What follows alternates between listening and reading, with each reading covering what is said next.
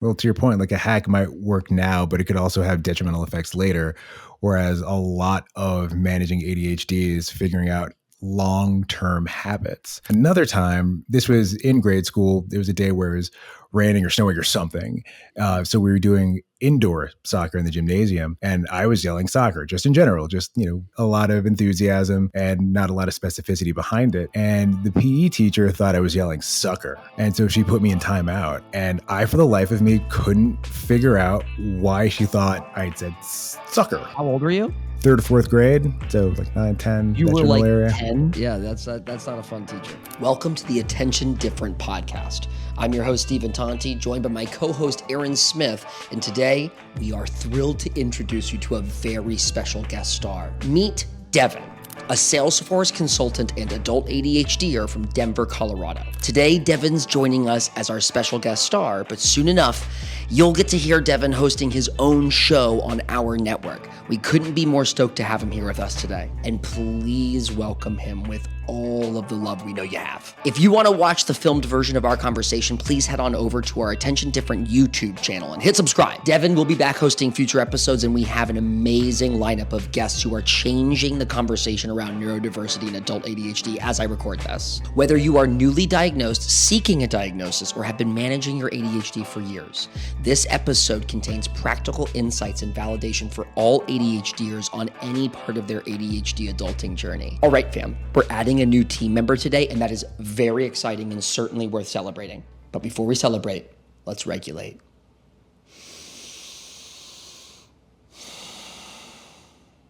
Breathe. We got this.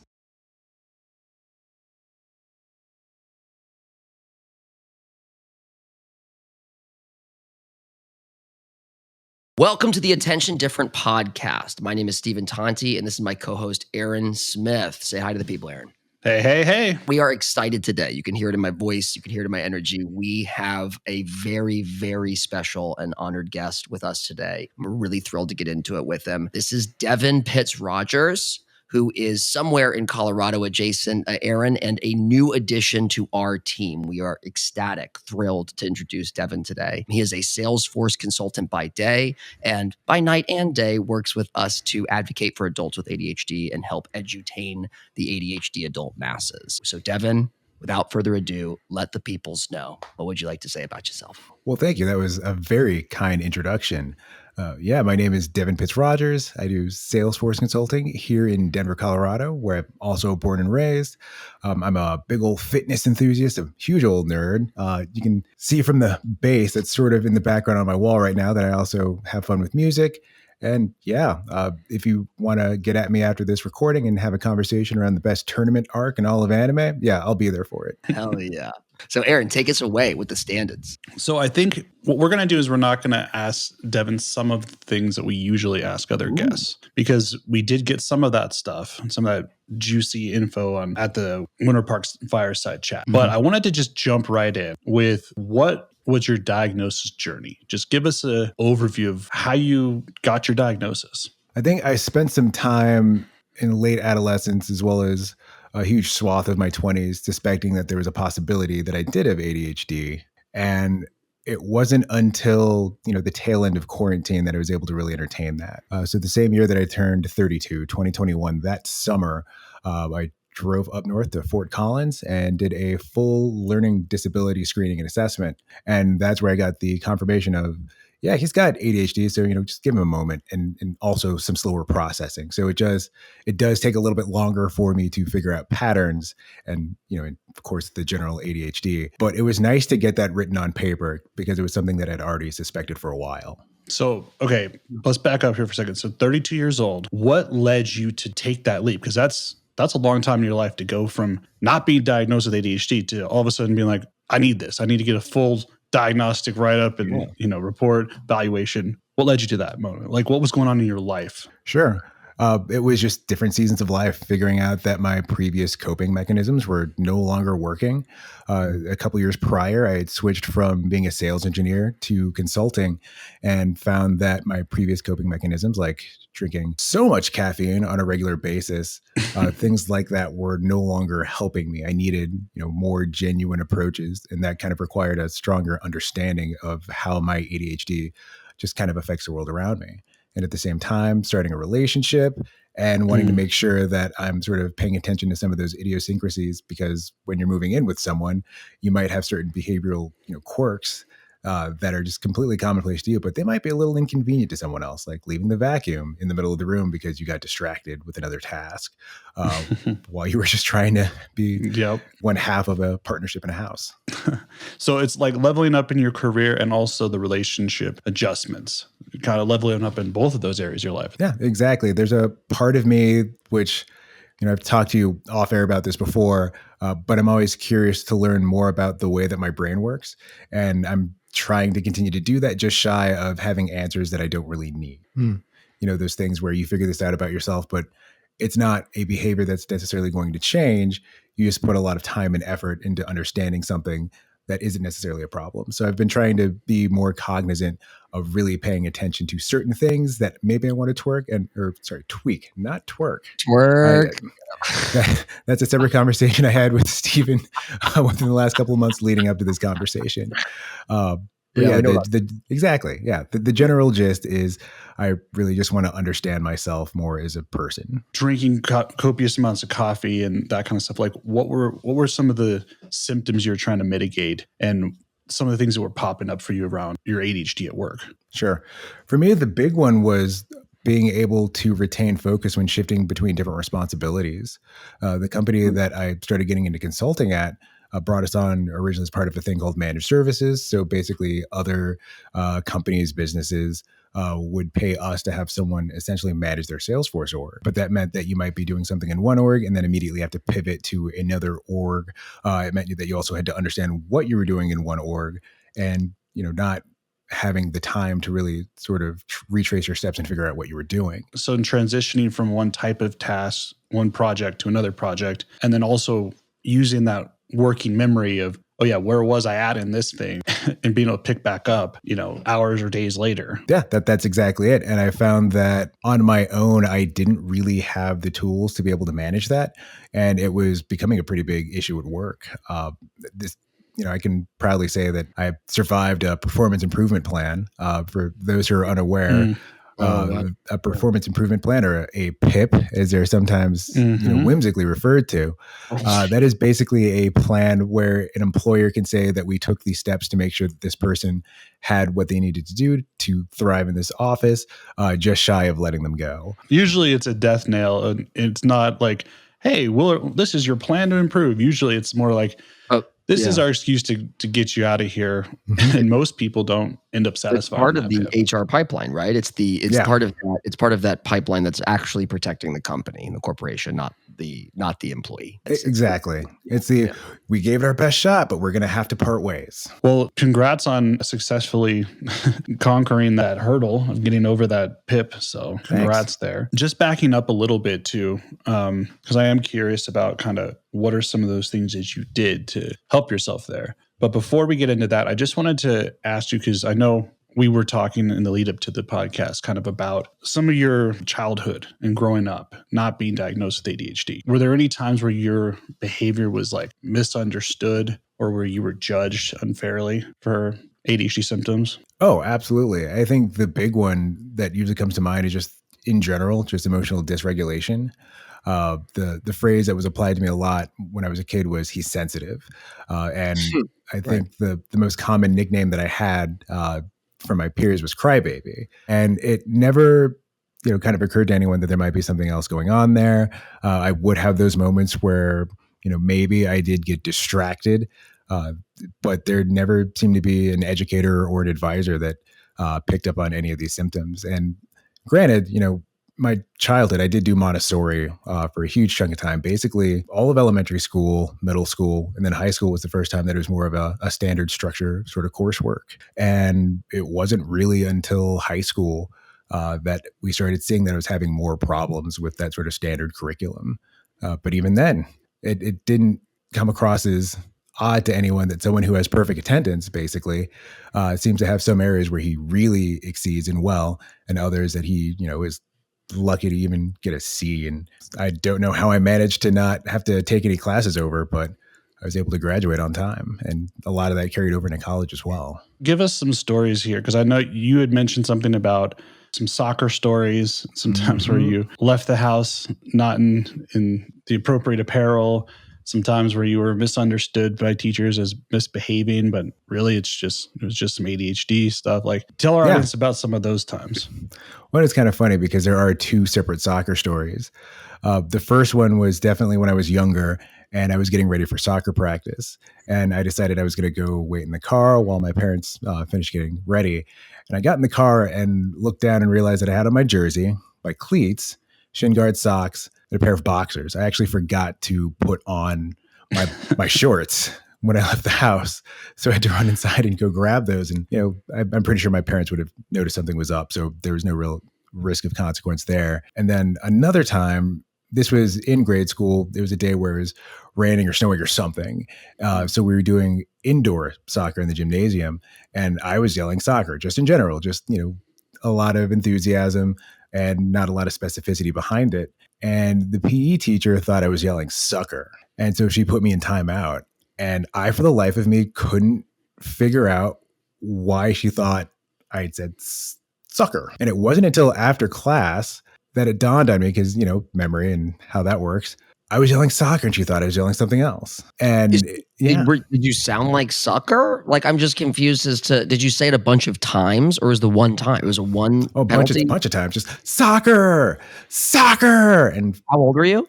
It was probably third or fourth grade. So like 9, 10. You were like 10? Sounds like a teacher with freaking emotion. Yeah, that's not a fun teacher. Yeah. There's another moment that I told Aaron about where, you're at that age where you can understand the intent behind a word, even if you don't understand it. And so I had a classmate that, called me like, "Oh, you're gay."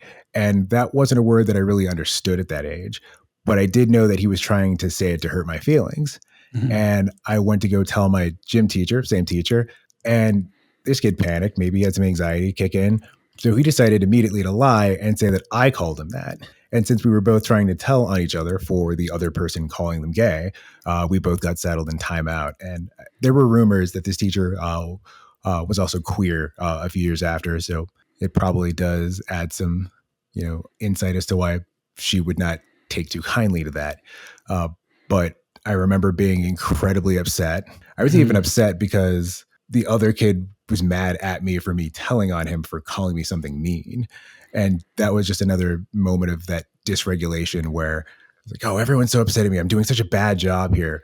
And letting your anxiety also, sit next to you in the driver's seat and making things just kind of worse. Yeah, your ADHD dysregulation kind of washed over you in that moment, and you were unable to defend yourself even against something that you didn't even say, right? Mm-hmm. And there's that idea of like, oh, well, it's he said. It doesn't, like, is this teacher even going to care if I try to make a strong case for why I'm just telling on him and he is saying this as, his response to, getting in trouble? There's some pretty classic stories, I think, around ADHD of, how to manage your emotions and then being kind of always blamed for behaviors. I mean, I just remember growing up too, that I was somehow, even if I wasn't the cause of the problem or the behavior, I became the one that was blamed or got in trouble, right? I was the one that ended up serving the detention. So there's a lot of bad faith around it. If you're taking longer to understand something because your grasp is tenuous at best, then, if it's something like household chores, maybe your parents think that you're going slow on purpose so that they have to get it done when you're just super cautious because you don't want to make a mistake. And as you get older, you have to start thinking about how much of it is those behaviors that teachers are just addressing in bad faith versus them just making, assumptions about you as a person. Whether it's, like this person is a Black kid and isn't presenting in his ADHD in the ways that I would look for in a white kid and in boys specifically. So then there's these conversations around like, oh, well, are people like him just innately keen on doing these things in their adolescence. And it makes it a lot easier to disregard some of those telltale signs. Yeah. I mean, I asked for a little expansion there. Did you, hindsight's definitely 2020 here. I don't know that you would have been aware of it then, but were there white male peers of yours who were getting diagnoses around the same time you were being skipped over? For me, that one is a little unclear. There were some kids that had learning disabilities and there were those accommodations and resources. But there were a lot of classmates where if they did have some sort of prescription that just wasn't largely addressed. Where I saw that manifest more was really in college. This is a fun story. I was almost about to go to grad school back in 2011. Turns out I got waitlisted and, I took out loans for undergrad. So kind of couldn't say, hey, they said I'm good for it next year. So can you delay this? So I ended up just getting a regular office job, and that's a whole different adventure. But while I was trying to get those letters of recommendation for grad school, one of my professors had mentioned to me that she felt that I was one of the most responsible students that she had ever had. However, I'm very lazy, and she wasn't sure if she should be one of the people that writes a letter of recommendation for me. How are those? Those are contradictory statements. Yeah. You're hyped on the first half, and the second's like, wait, hold on. You're one of the most responsible and lazy people. That's a lot of stretching that person is sounds doing. like a stereotype to me too, right? Of course, it's like lazy. You don't get the benefit of the doubt that there's anything going on in the background, right? It's not like, oh yeah, my grandfather actually passed away in the last month of undergrad for me. I'm sorry. 1 month to the day from actually walking across the stage and getting my diploma. There's never any sort of thought around whether or not Devin's having problems at home or when he's not in class. You'll have moments where you go to another class, you're talking to the teacher's assistant because you failed the midterm. And after that discussion, her takeaway is, well, you genuinely seem to understand the material compared to other people that got the same grade. Still a BS assumption, but we all. I mean, I had a soccer coach in high school who my nickname, his affectionate term for me was excuses. It was just, hey, it's excuses. You know Excuses, what I mean? Tonti. Yeah, excuses, Tonti. And look, Coach Maldonado, if you're listening, you're a stupid bastard. he was a shitty coach. He was an extremely good track coach, and he did take like the women's team to some pretty high heights. But like as a soccer coach, he taught the JV kids, and I was a swing. I was in theater. I was doing, to my dad's chagrin, I missed every family dinner junior and senior year because I was going hard from 6 a.m. until midnight, right? I did not stop. I was at school, and I have friends now who tell me their similar story in ADHD, shocker. But from 6 a.m. until midnight, I was at school with a 45-minute lunch break and an hour in between sports and theater. You know what I mean? Like, so if I had extended time to take a test, that would eat into practice or like meeting on the bus to go to a game. And so Maldonado got in the practice of calling me excuses Tonti when I would show up to the bus because I was finishing a test in extended time. Like truly, that's it. I was finishing a test, and I would say, Coach, I finished a chemistry test. Like that's what I was doing. I was not dicking around the locker room. He'd be like, excuses, Tonti, excuses, get on the fucking bus. And I mean, talk about the rage, the injustice rage of like, you are the worst. And he never stopped to ask, didn't give a shit. He absolutely didn't care. Those were your accommodations for, oh, sorry for accessing my accommodations. That's not an excuse. I mean, the weirdest part is in that classic like Southern coach way, he was also a teacher. Like he would teach Spanish. You know what I mean? So of all people, he should understand that there were many kids who would take a Spanish test after class. Like he has the data to know that what I'm saying is not a lie, that it functionally is a thing at our school. But because I'm sure I think, Devin, to your point, like because there was other context, there was other times where my ADHD self was showing up to the practice, right? For whatever reason, because I'm sure there were times where I was making an excuse for something, or maybe a white lie or something that you do when you're 17 in ADHD. He conflated all of that together. So then there was never an appropriate response to something. It was just all excuses. And that's where shame spirals are born from. Okay, so let's zoom back. Yeah. Pick up where you came in at the beginning, where you're telling us, so you're 32, you got this diagnosis, you got this evaluation report. Yeah. And I think for me, the big takeaways were that you've got it. Absolutely. You aren't on the spectrum. You were considering that too. Like, am I on the spectrum for autism? There'd be these moments where I would just miss social cues and not understand why. That one, I guess, is a DPR original. I am not on the spectrum, so not sure where that came from at all. But it doesn't happen all that often, so it hasn't been something that I've needed as much exposition on. But with the ADHD, there's the confirmation that I've got it. And with the processing issues, it means that sometimes it takes me longer to figure out patterns. And it was just something that was very helpful to learn about myself. I tend to try and not regret not having that diagnosis sooner in life. I think the only area when it comes to academia is just all the languages I studied because I was genuinely curious. I might be able to survive in Mexico if I had to speak Spanish. There's like no guarantee. Like if someone could show me where the library is, I'm set. But outside of that, I'm basically way out of luck. I think you and I talked about this in Colorado, actually. The polyglot. This is where we got polyglottic cracker, Aaron. Aaron's banger of a dad joke, polyglottic cracker, and stopped the car in motion. Game, respect, game. If I could go back and focus on one regret, it was I similarly had a deep obsession with language. Knowing what I know in Spanish now, I really wish I had just committed and done the years in high school and college and really cemented early days, those las palabras. But heard. Yeah. So maybe if you would have had the diagnosis earlier, you could have gotten appropriate treatment and medications, that kind of stuff. And that might have helped in your academic. Exactly. Because something that always struggled with me in ADHD is that you would start going over these concepts regardless of the class and they would make sense. But as things got a little shakier, you never really got a chance to get that foundation more, reaffirmed. What does shakier mean to you?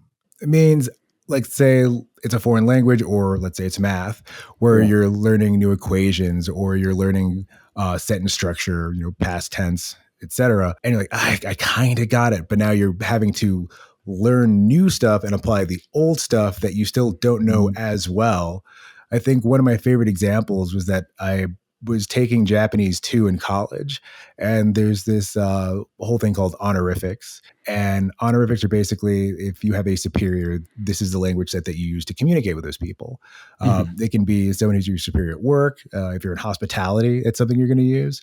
And as part of one of the midterms, you had to have a conversation with the professor, and the prompt states that you were supposed to ask her if you could carry her bag. And my grasp at that point was so shaky that the best I could do was ask her to carry her own bag. And then we just sat there in silence, looking at each other, having to acknowledge that it wasn't getting better than that. Yeah. What I'm hearing from you saying that is like that there's some gaps that happen, like especially when you're unmedicated, you're trying to muddle through ADHD learning.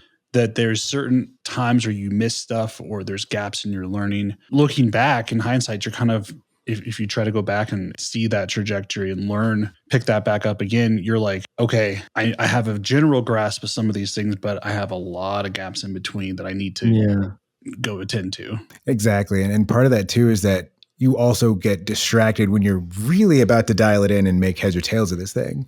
Right. And so the big issue that I'd run into is I would either lose focus or get super sleepy. It was an issue that I'd have in class. It was an issue that I'd have as an adult in meetings. And between that and the lack of focus, it just made everything harder. There's another time in college where I decided to seal myself away in the library all afternoon to study for midterms. And I spent like 2 hours on Wikipedia. That is a Star Wars wiki. Wikipedia. Yeah. I was reading about how Chewbacca died in one of the books. He was crushed by a moon. I don't remember what I was supposed to be studying for, but I remember reading that. Well, hey, I mean, there's that dopamine attachment, right? It was providing the motivation. And the sleepy thing, I was prepared for you to say, and then I fell asleep for 2 hours. The sleepy thing, my roommate Adam really struggled with this. I mean, like and his was a little bit more obvious. He would stay up for 4 hours on probably Wikipedia and the like, and then would pass out in class. Do you feel like it was energy management where you were staying up late at night doing things that were not pertaining to work or catching up on work? Or was it truly when the motivation would go away, when the dopamine would go away, you'd start to doze off?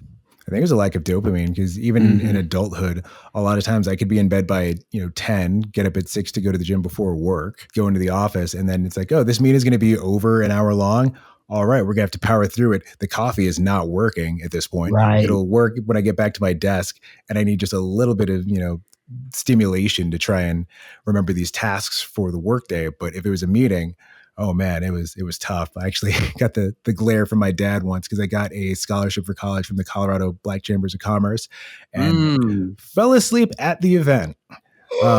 So yeah, this has been a whole thing. Were they honoring you with the financial help? Yep. Did you put the crickets on? That's amazing. Yeah, it was rough. That actually just came on by itself. Unbelievable. Wait, what? Unbelievable. Yeah. I saw it looked like that on Aaron's face. That was an accidental cricket push. Perfect timing. Nailed it. Perfect timing. Great. Nailed it. That was incredible. That was I'm so grateful good. for the opportunity to be present in that moment. Okay. Okay, so this is, I think that's really important. I find that it's really important to delineate between these two because when we were in our teens, the reason was more one-to-one. Like Adam was staying up too late, right? And his energy management crisis was staying up until 4-5 nights in a row. Yeah, on Friday he's going to pass out at class at 9 a.m. because he's not, he isn't sleeping. But I, like you, feel that hard. Aaron knows this. There's like a ticking time bomb on Steven on Zoom. Like if it's 3 to 4 hours long that we're on here, you'll start to see me really fidget and scratch my knee and touch things and move my hair around. And all of that is more or less to stay awake. That is and yawn. Like yawn.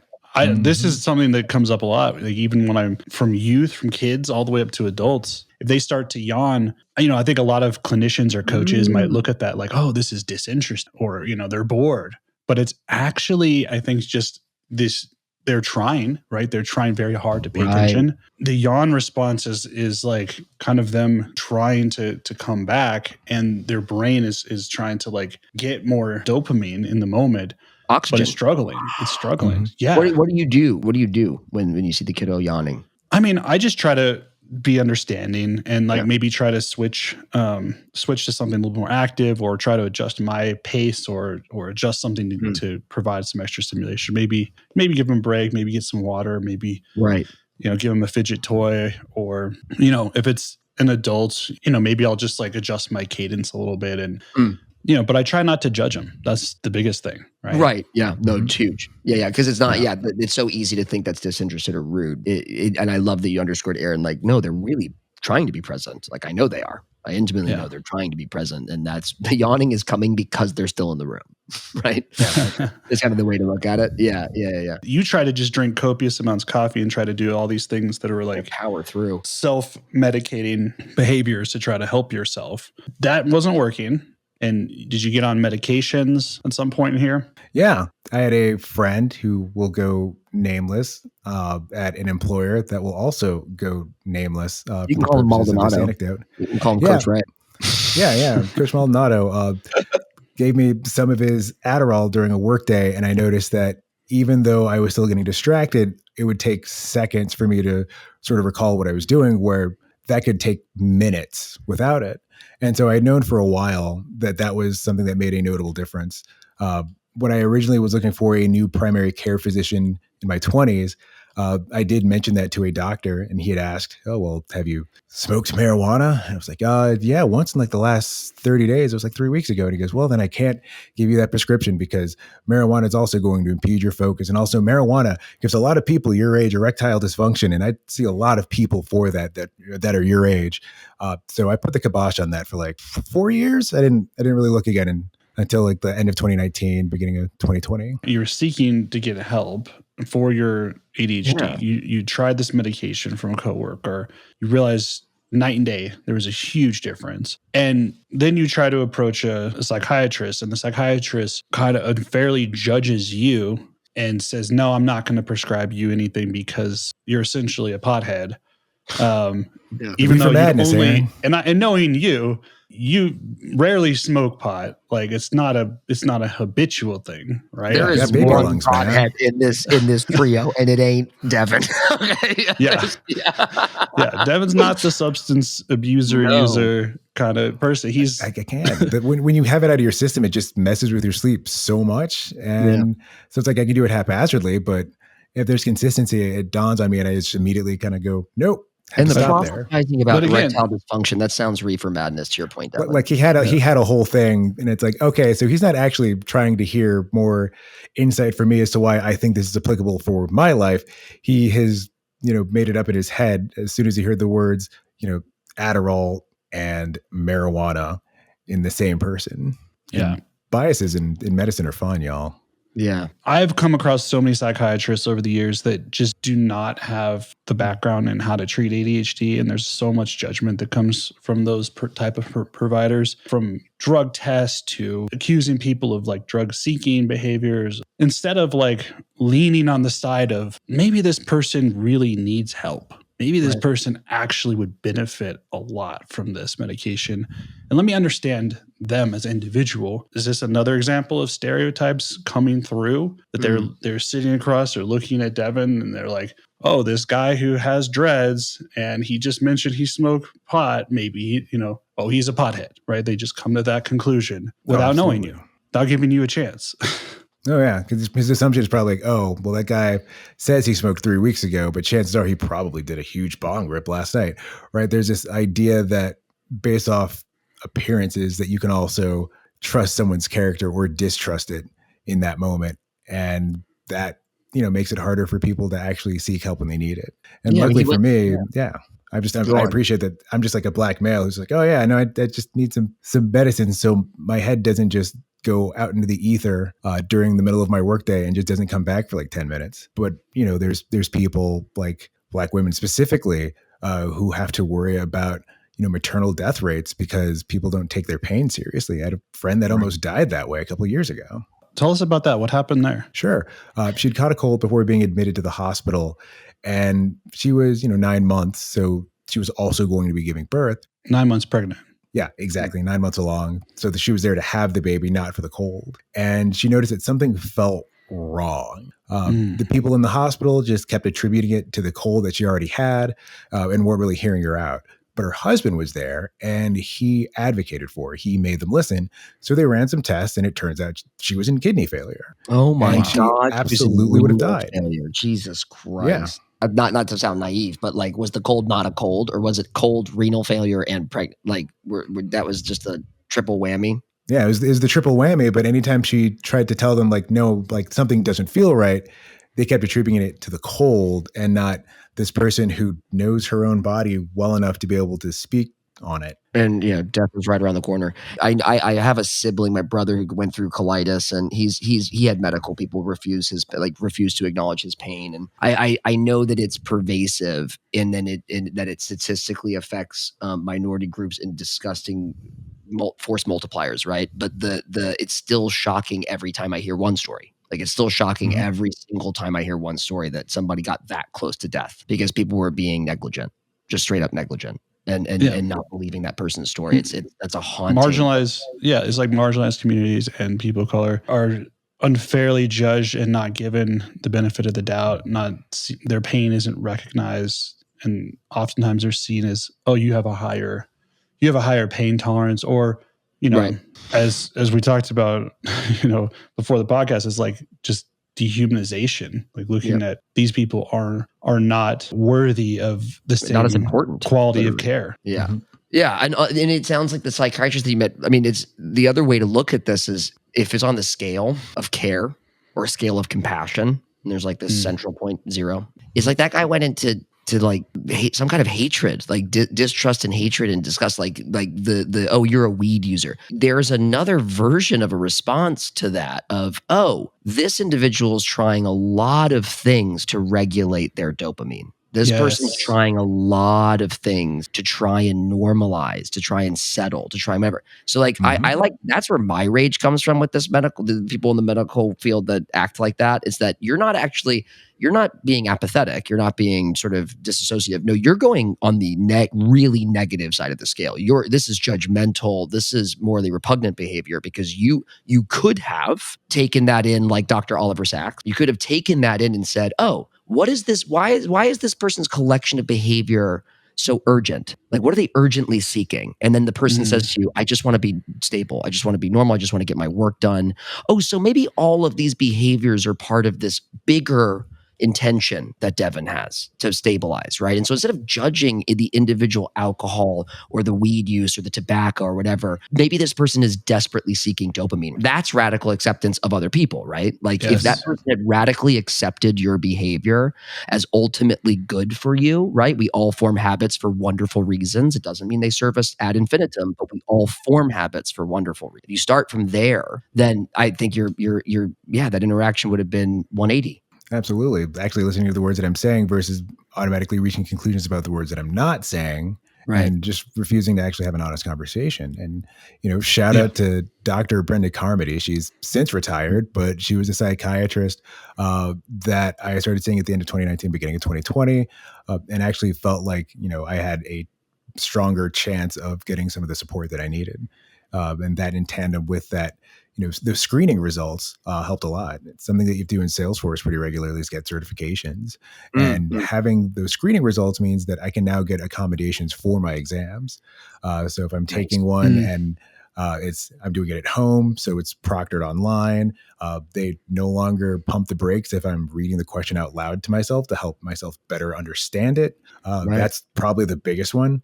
They tend to assume that you're trying to figure out workarounds to cheat. But if you're someone who is neurodivergent, you might have more specific strategies that help you understand what's being asked. And I wouldn't get that support if I didn't have that screening. Yeah, that's huge. I've heard that from other students and people, especially like college students in this day and age, where I forget exactly what it's called, but it's kind of like you have to have your webcam on and they're kind of monitoring what you're doing when you're on the test. Yep. And if you're neurodivergent and you're talking to yourself or looking away, you're doing all of these things that are typical behaviors, fidgeting, maybe you need some movement, maybe you need to get up. If you don't have those accommodations, they're going to come down hard on you and accuse you of cheating. Yep. Whereas if you have the accommodations, they're going to maybe give you the benefit of the doubt and allow you to be your neurodivergent self.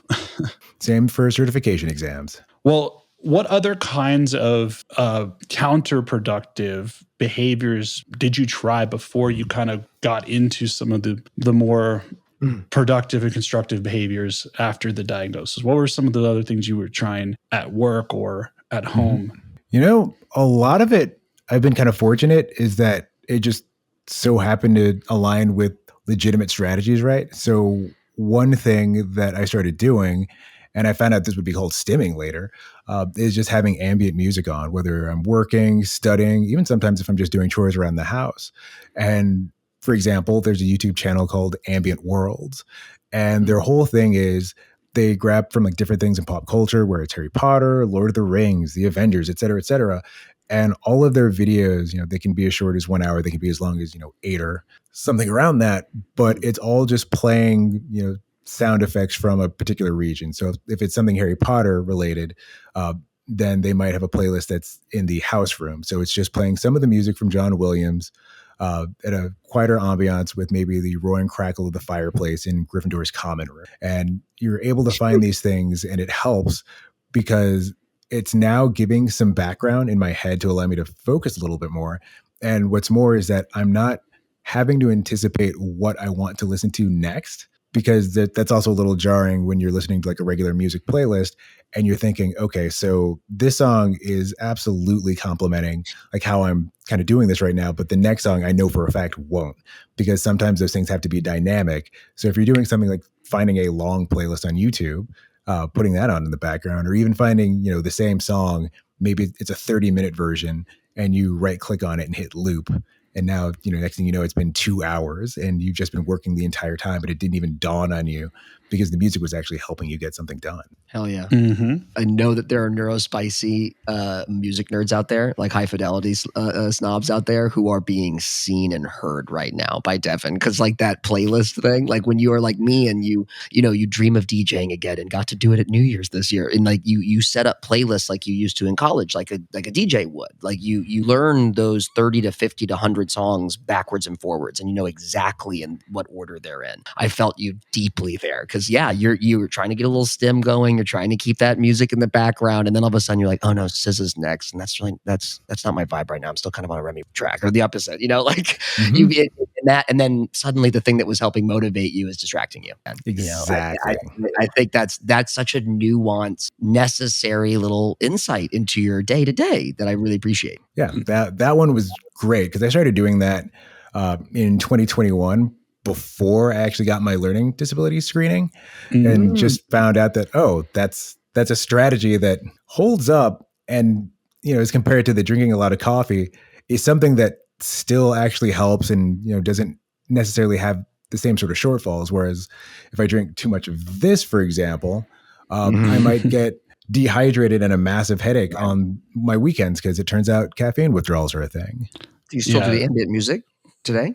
Oh yeah, I did yesterday. Awesome. Yeah, I actually thought about doing it here, and just didn't have the time because I had to try and fix this stuff. We could have been in Gryffindor's common room for this podcast. We could have been sitting by the fire. That would have been amazing if Devin came on in the office that he's in, and we hear like the crackle and like just a little bit of John Williams, and hear fantastic. Yeah, that does sound kind of lovely. Well, for the audience, what are 3 or 4 other core habits that you would consider part of your habit stack? Because what we want to do, and we're going to be doing more of this in future episodes, but we want to differentiate here in this season on the podcast from simple hacks to stacks.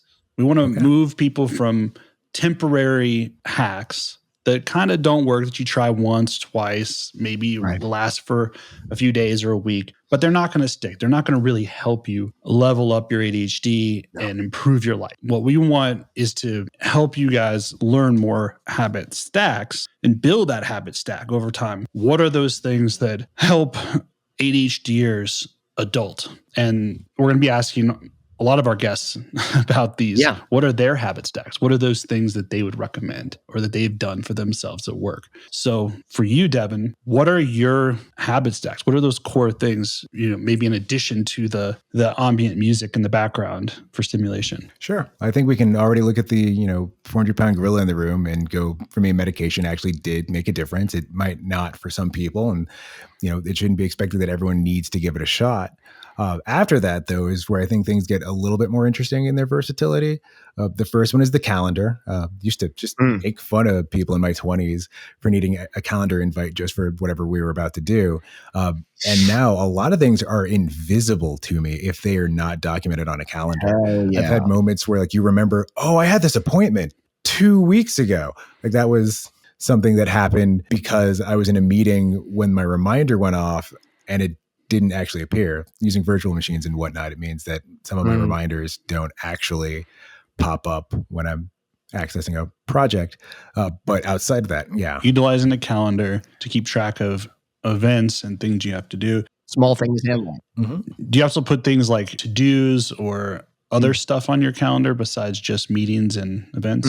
I'll put to-dos and other items like that. I try to only use reminders for things like, let's say I can have a location-based reminder so I can remember to take out the trash when I get home. Because reminders can kind of go in either direction. They can be something that's useful, or they can become something that blends into the white noise of activity on your phone. And next thing you know, you're like, what? I know I gave myself some sort of hint to remember to do this. And as someone who is super visual, I need those visual reminders. So sometimes it can be a reminder through my phone. Sometimes it can even be just leaving the right thing out because my brain has an association with it. So if I look at it, then I go, that's right. I need to put this in the garage. That's why it's by the door to the, backyard. Another one that's actually super useful for my workday is one called Opal. The way Opal works is that you can functionally set up a schedule where, certain kinds of websites or apps are blocked on your phone. It's a browser blocker, app blocker. Okay. Yeah. And so not only do you get the solid boundary when trying to open that app saying that it's been blocked, but the apps themselves are also blacked out. So you already get the sort of visual reminder of, that you're supposed to be doing something besides, just playing around on your phone, because someone like myself can also be super absent-minded. I might pick up my phone and it doesn't even occur to me that I'm supposed to be thinking about something else until I see those apps. And you set that up on a schedule or ahead of time? How do you kind of make sure you don't find a way around it or cheat the system? Right. Well, like you can if you're absolutely determined enough, right? You can set up breaks, but it does take longer to actually have additional breaks if you keep taking them. And you can also leave early. But the thing there is, and something I do want to point out too, is that this is a paid application. So I've straight up paid for a year for it. But in addition to that, you can set up these schedules in advance. So Monday through Friday from 9 a.m. to 3 p.m., my phone will just lock out of any applications that are not helpful. The only reason why Instagram is still open is because I somehow end up coordinating plans in Instagram more often than I do in my own text messages. So I wanted to add that there, but then, you'd come back a day later and it's like, oh, apparently the vast majority of people I communicate with are exclusively through this app and not through our more traditional channels. So it was a little less feasible there.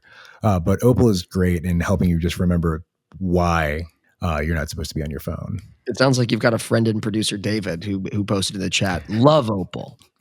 Opal's great. I was like, David uses Opal as well. I've heard, I think so as Aaron, a variation of these. My friend Paul has one that turns your phone into a dumb phone, right? So like you can get apps that turn your phone into 8-bit. Right. So like it looks like an old Palm Pilot and everything is just like a black and white text for scrolling. It takes away all the fun, exciting, design of the apps. It's just black and white text.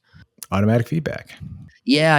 And it's something that I'm definitely going to be investigating this year. I have set up note mode. I love the new Apple functions of do not disturb, settings, but it's still it's not quite enough. It's not quite enough. So this sounds great. Yeah, I know that feeling. What other things do you consider as part of your habit stacks? Like stacks v hacks. I think the last one is FocusMate.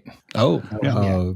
That one is super helpful just because it helps you remain accountable. For folks that are new to that one, FocusMate is basically a website where you can either jump in ad hoc or schedule time in advance. I believe it's usually 25, maybe 10, 25, 55-minute intervals typically. The way this works is that you get paired with one other person. You typically have your camera on, your microphone unmuted at that time. You both sort of explain what it is that you're working on for that period, and then you just mute your microphones and you go about working on those things. The idea is that if you're slacking off, even if the other person is focusing, they could, in theory, look up and see you not doing the thing that you said you would be doing. And you actually check in at the end. There's a little buzzer that goes off, and you both provide updates on the things that you're sort of working on. So for folks that need body doubling, having someone be present and be there so that they're more motivated to remain focused, that's also something that's useful. Great. Virtual co-working, body doubling, huge hack. Love that. Yeah. Or stack in our case. Oh, there it is. That's there it part of is. the I know, but we've been inculcated with this BS. I know. That's why I'm trying to unwind that in my own mind too. Yeah, if I may, for the both of us, as we're growing, for all three of us, actually, and David in the background, as we're growing as a company, as we're growing as a movement, this radical acceptance-based movement, Aaron and I sometimes ruffle feathers with even our admins when, we'll get an automatic post that has the word superpower in it, right? And I'll have to text, one of our friends like, no, we don't use that. And it's because of the experiences that we have with other ADHD adults and folks who have said, hey, it's really crippling to see superpower when like I've lost 5 jobs and like been married 4 times and like can't see my kids, like that. This doesn't feel like a superpower, right? So Aaron and I we like to be silly, but in equal measure with how serious and reverent we are to this condition. And words like hack and superpower, they, to me, and I think to others in this room, they feel a little cartoonish. They feel too silly. They feel too flippant. It feels too cheap. And it's like it doesn't honor or pay respect to the day in, day out heavy lifting that we all do as adults with adult responsibilities and a condition that is beautiful and magical, but also sometimes fucking insufferable, right? Like sometimes just like really annoying, And so when it's like ADHD superpower or like, let's hack it, that stuff sounds so cheap. And it's like a habit stack, a skill stack. This sounds more yogic. This sounds more a practice of living. And I think Aaron and I really dig that. And it sounds like you do too, Devin. And the habits that you just listed, that feels more, that has sticking power. You still use ambient music as recently as yesterday, and you wanted to today. The Focus Mate, slapping my wrist. I will be using Focus Mate more this year. It does work. Having a body double there, having somebody who might check you out and go, are you doing your laundry? Are you paying those bills? That is sometimes all you need as an adult is just a little body doubling to get through that 45-minute task. So, I know that we're both honored by your commitment to forming habits that stick rather than just finding a cheap way to hack it. Yeah. Well, to your point, like a hack might work now, but it could also have detrimental effects later. Whereas a lot of managing ADHD is figuring out long-term habits, things that you can keep doing, and things that maybe you need to shift that habit later, or maybe you get out of sync with it, so now you need to build it back up. But the idea that these are things that I can maintain that make it easier to deal with my day-to-day affairs. That is so smart. I didn't think about it that way, Aaron. That is so smart. That's Devin, I'm stealing that from you. A hack is something that works now, but by its very definition, hacks don't always work because literally in the computer programming world, right? The software improves. Like a hack only works for as long as it works, and then the software improves, and then you have to find out a new hack. So like if you want to be caught in that cycle of creating new hacks all the time, then what are you functionally doing rather than finding a habit that continues to work for a long time? Yeah. And the consistency, right? That is an area we struggle in. But like I tell a lot of my clients, what we need to do is figure out ways to reset and come back faster. So even though you might fall off on a habit, that's okay. And that's actually to be expected. Everyone, neurotypical or ADHD or otherwise, we're human, right? We're not perfect. Yeah. We're not machines. We can't always do habits consistently all the time. And there are life things like getting sick or going on vacation or natural things that pop up in our lives that, get in the way of our habits. Yeah. But what we need to do is have self-compassion and recognize what works and come back to those practices, to those sustainable stacks, those sustainable habit stacks. Thank you so much for coming on the show today, Devin. And we're gonna kind of wrap up here. I think that you've provided a huge amount of value to our listeners, and everyone, please stay tuned because Devin is going to be back hosting some of the shows on Attention Different. So you're going to see him around, and we're going to be having him involved in interviewing guests. And so you're going to see a lot more of Devin in the future. Devin, as we close out, just give the audience a little bit of where to find you, what your handles are on social media. Give us a little wrap up with where people can locate you. Plug your pluggables. I think the big two are going to be here with Attention Different going forward. I think maybe Instagram is the only other one where I'm consistently active, and that's Powered by Donuts as that handle. You replace the O's with zeros there, and then the S at the end of donuts with a Z, and you're there. So, but also there's not really a whole lot of Devin Pitts-Rogers. So if you just look for me on anything, if I'm on that platform, you're just going to find me. Mm-hmm. Yeah. So y'all will see Devin's episode on the Winter Park Fireside Chat on YouTube, on our YouTube account. And that'll be youtube.com/@attention-different. Mm-hmm. So that's our YouTube channel, and that will be coming out in the coming months. So stay tuned for that. And then also on our Instagram, you'll be seeing more on there too. And that's attention_different. And to pay you a free compliment, Devin, while we were shooting in Winter Park, our Emmy award-winning cinematographer, after Devin's interview, which Aaron was running, said of the wonderful folks we had there, 8 incredible adults with ADHD, all so charming and smart and eloquent. Devin in particular got that nod from the filmmaker, and Brian said, we, looking at me and Aaron, we know what it is. Devin's got it. Whatever that spark is, that charm, he has got it. I can't take my eyes off this guy. So I back up what Aaron is saying. We can't wait to see more of Devin. We're so honored to have you in the Attention Different family, and you've got a lot of really cool offerings to give the world of adults with ADHD. So we're here to encourage that. I can't wait to see more. I'm just grateful to be here, gang. Yeah. You nerd. You fellow nerd. I can't wait.